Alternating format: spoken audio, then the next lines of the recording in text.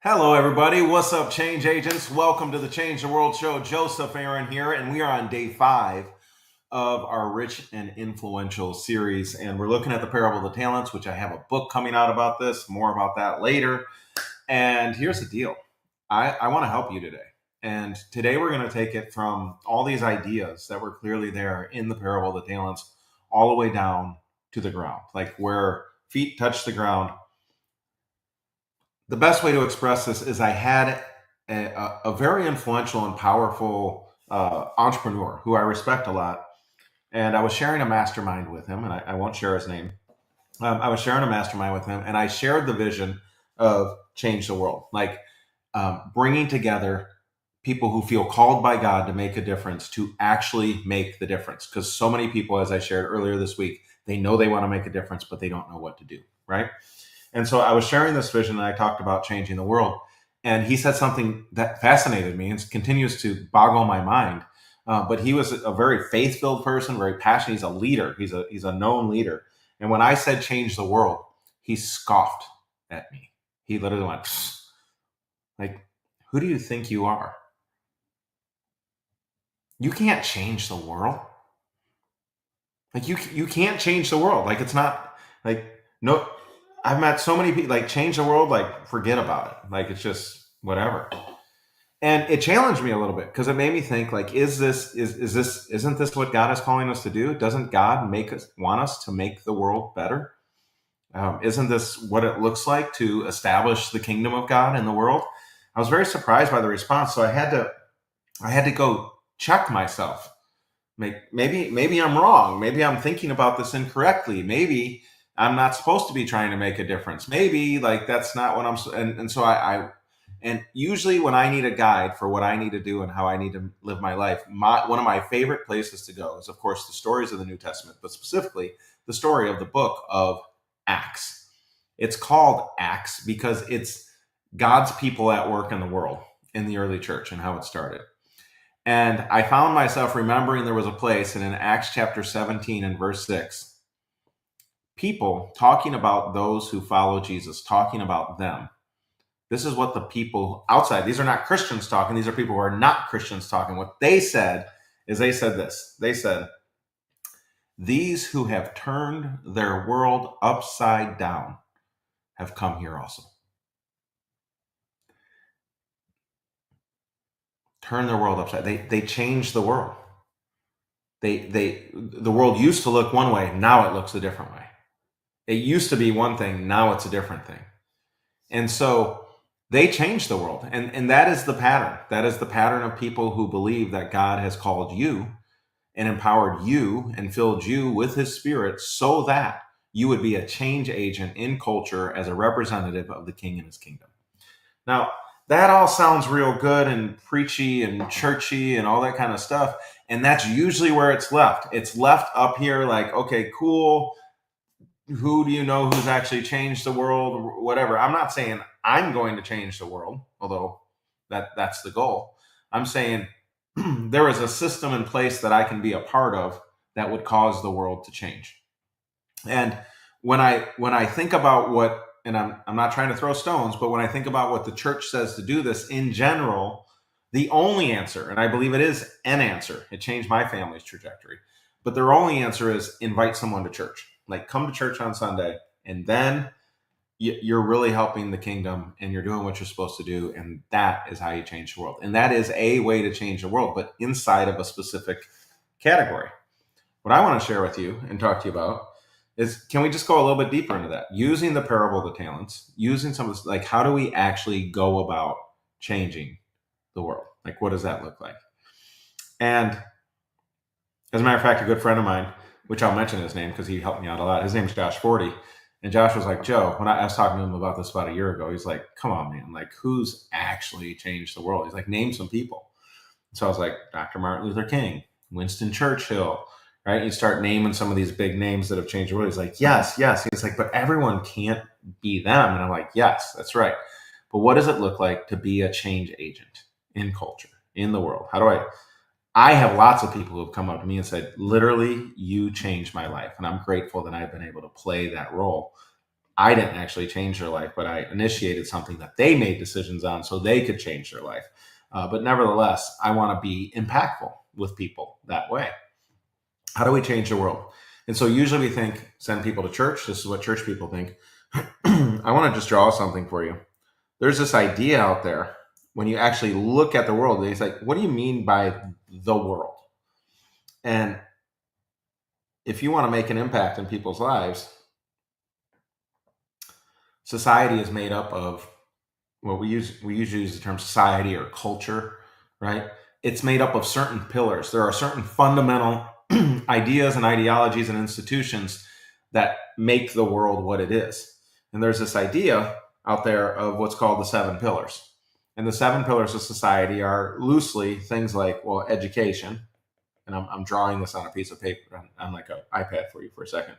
Then you got media, government, business. These are the pillars of society. Family, which arts and entertainment. And I'm missing one. Oh, religion. And these are the pillars on which society is built, those 7 pillars. And so how do we change the world? The answer is you become an influential leader inside of specific pillars. This is the idea. So you become leaders. I'm circling here at the top. You become leaders in these different areas.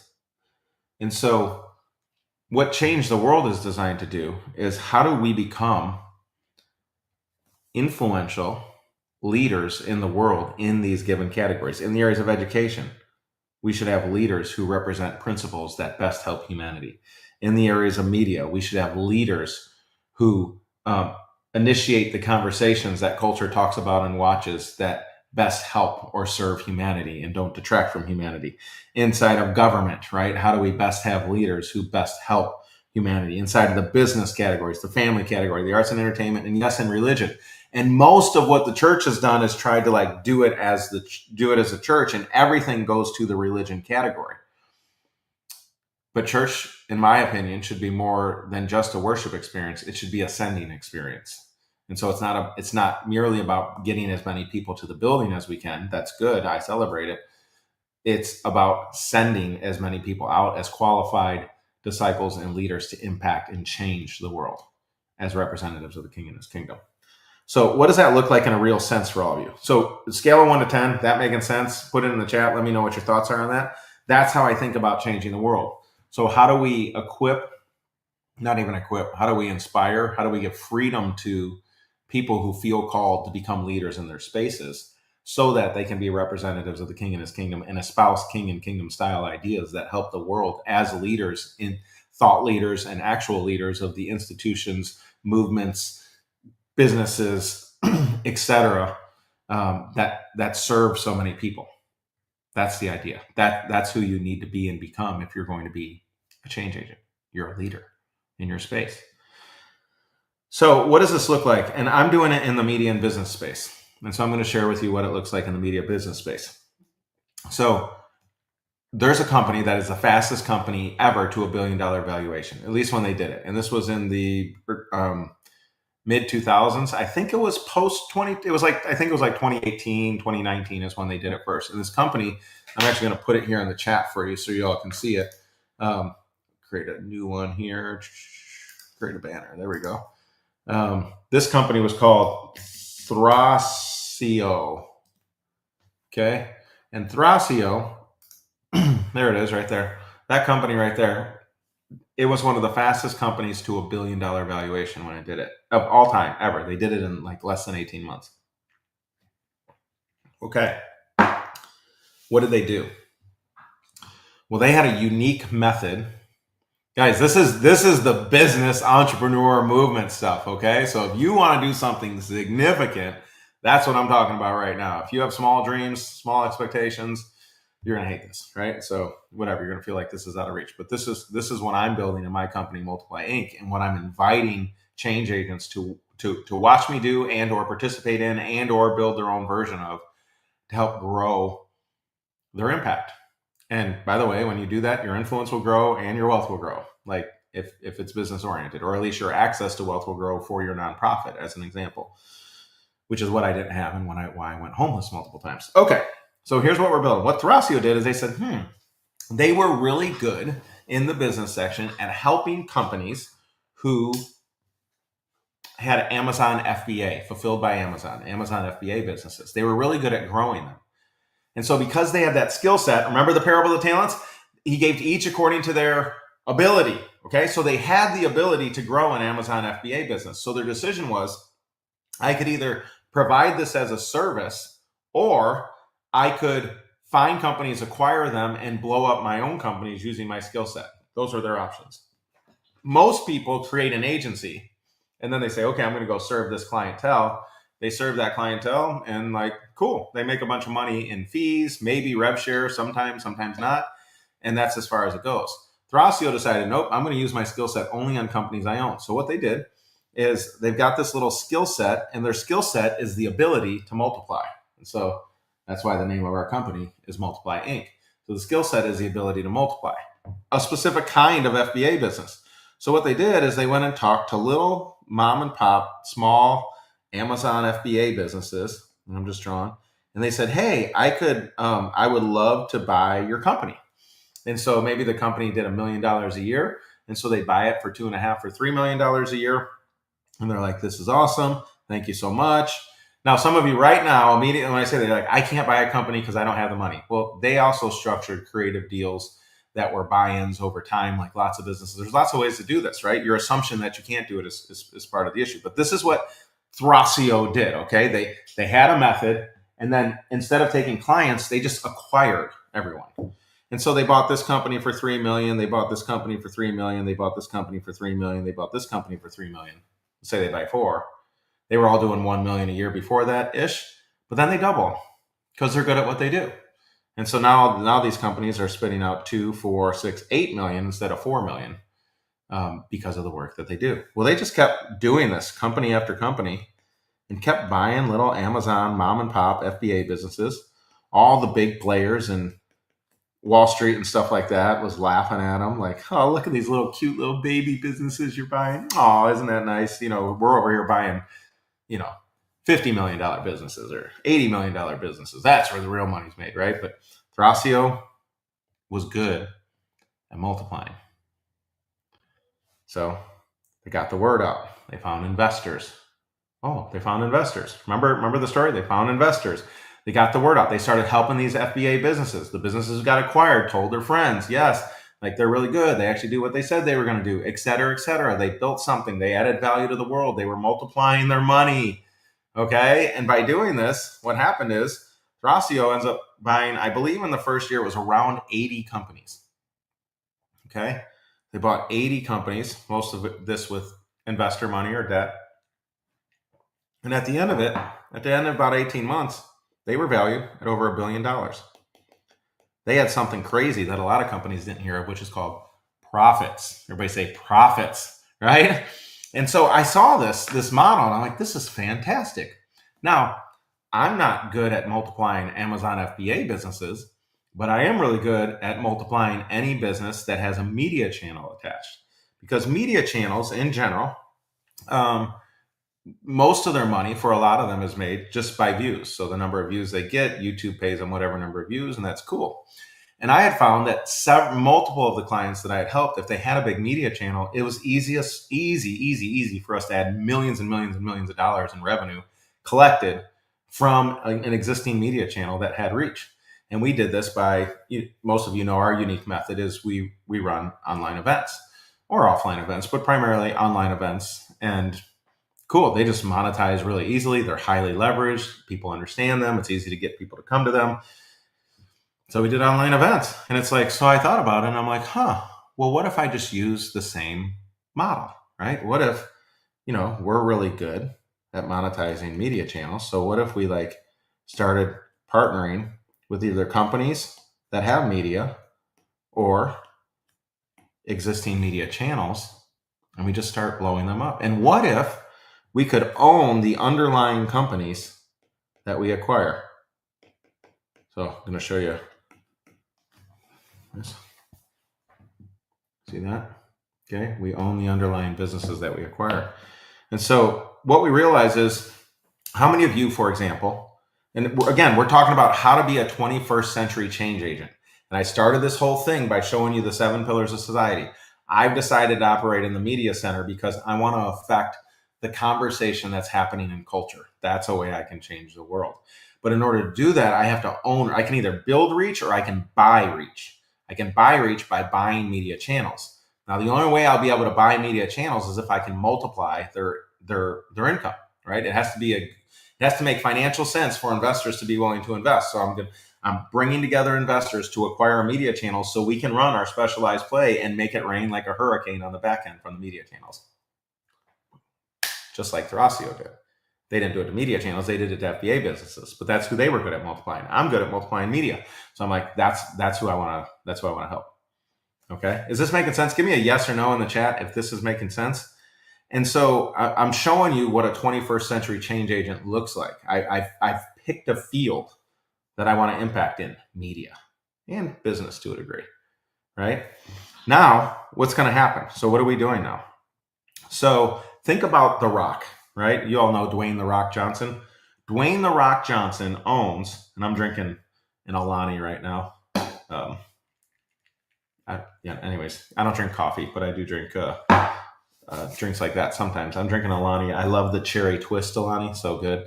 Anyways, they didn't pay me for that promotion. They're just let me know what I'm doing and what I'm trying to show you all to do is that there's 4 key skill sets in the 21st century to build a big movement that has big reach and is helping a lot of people.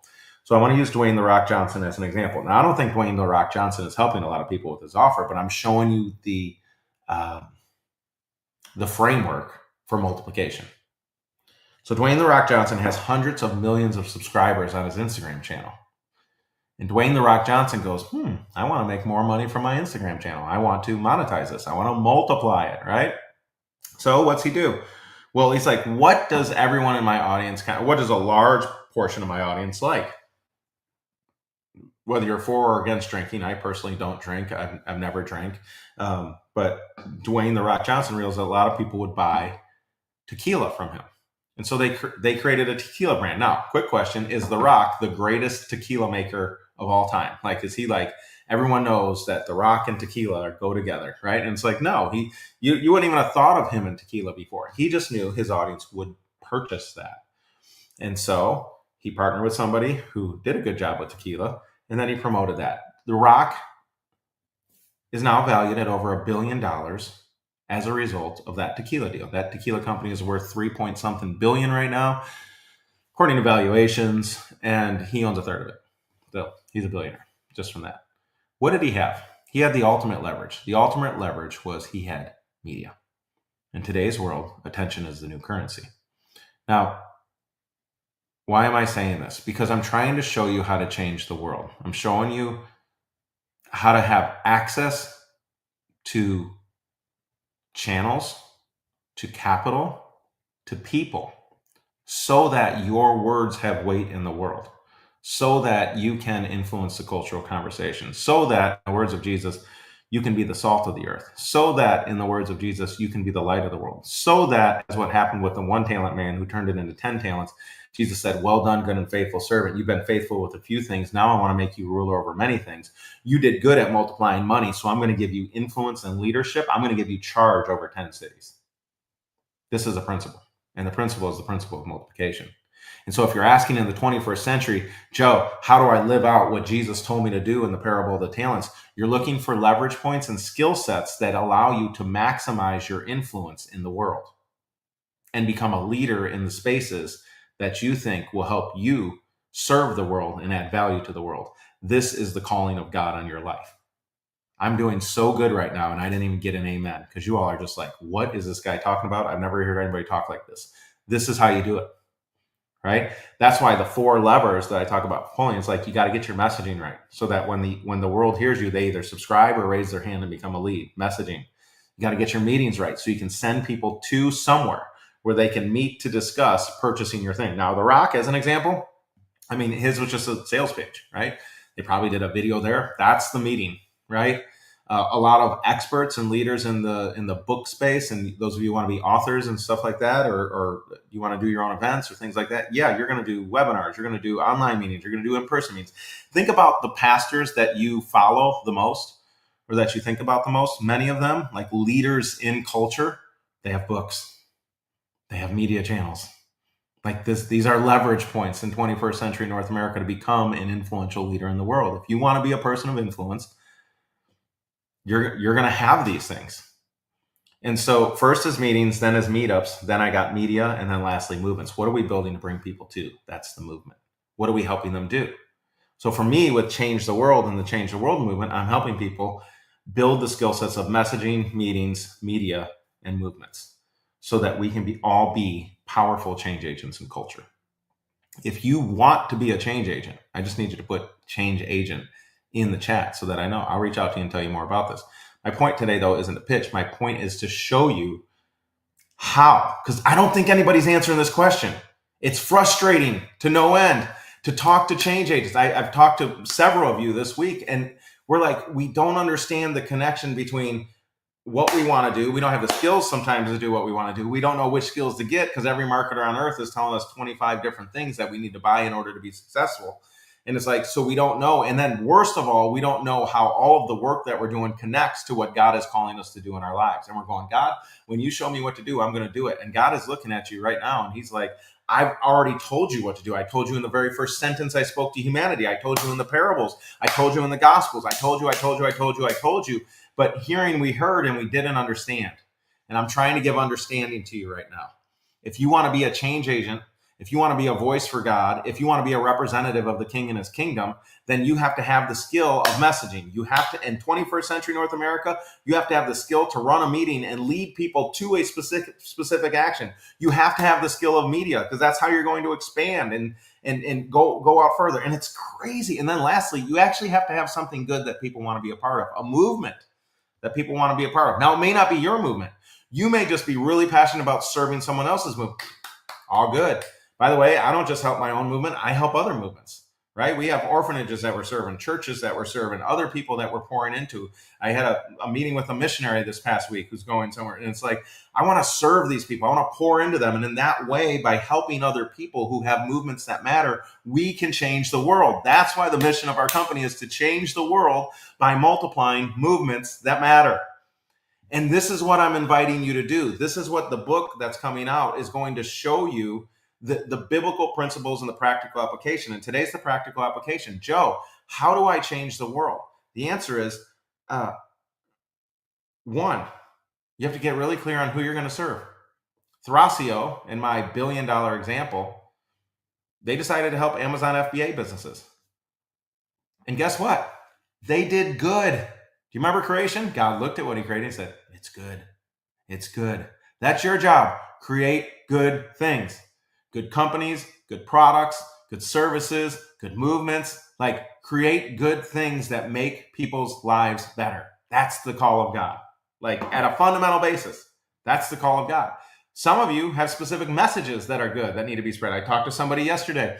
They're really, really, really helping marriages. It's awesome. And I'm like, you need a movement that helps marriages. That's how you change the world. You're passionate about it. You're knowledgeable about it, but you gotta.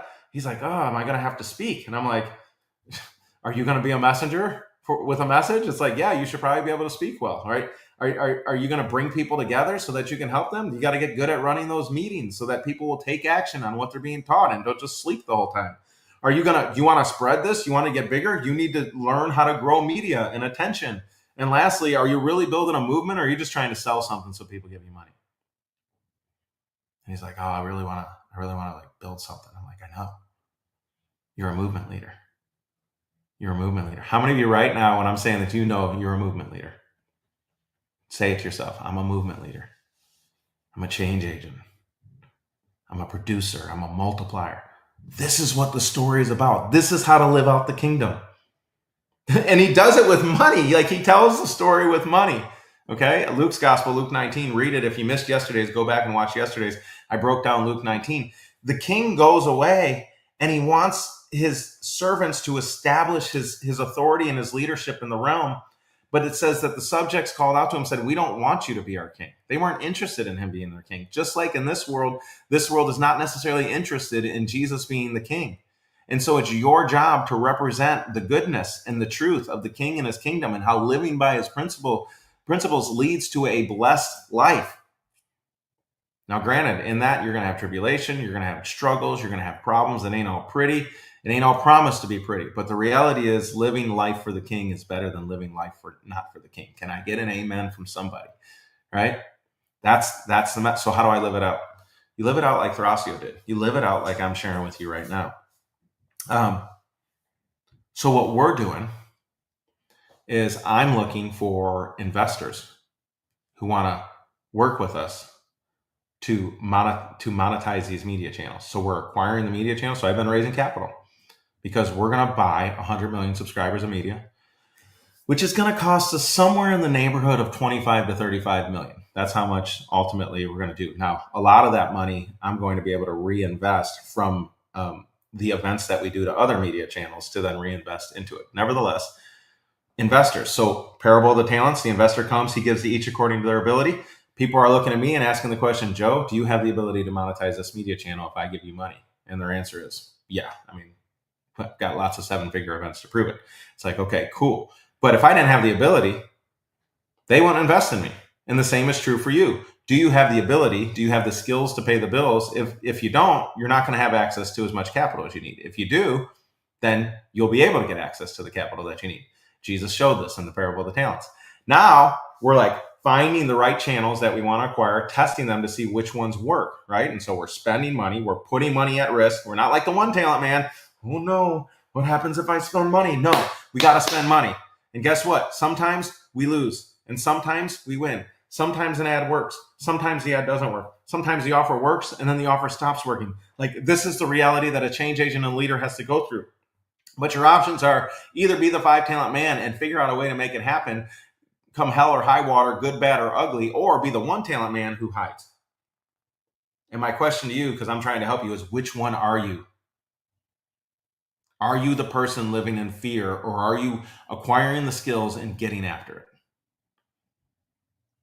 And so now we're like, okay, building the media channels, finding the media channels. We have now assembled a whole big amount of media channels, and now we're working through the process with investors of testing which channels to see which ones we want to buy, number one. And number two, testing the offers that we're going to present to them. I never finished the rock idea.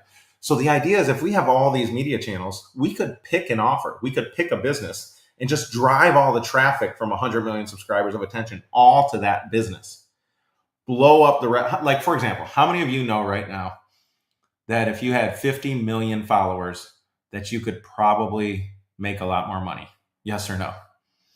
How many of you know you could create you could create a ball and a lot of people would buy the ball that you're selling simply because there's just so many people. I like to use the example of the Kardashian who does, I don't even know her first name. It's one of the Kardashians. She sells makeup, and she became a billionaire at like 20 or 21 years old. How is that?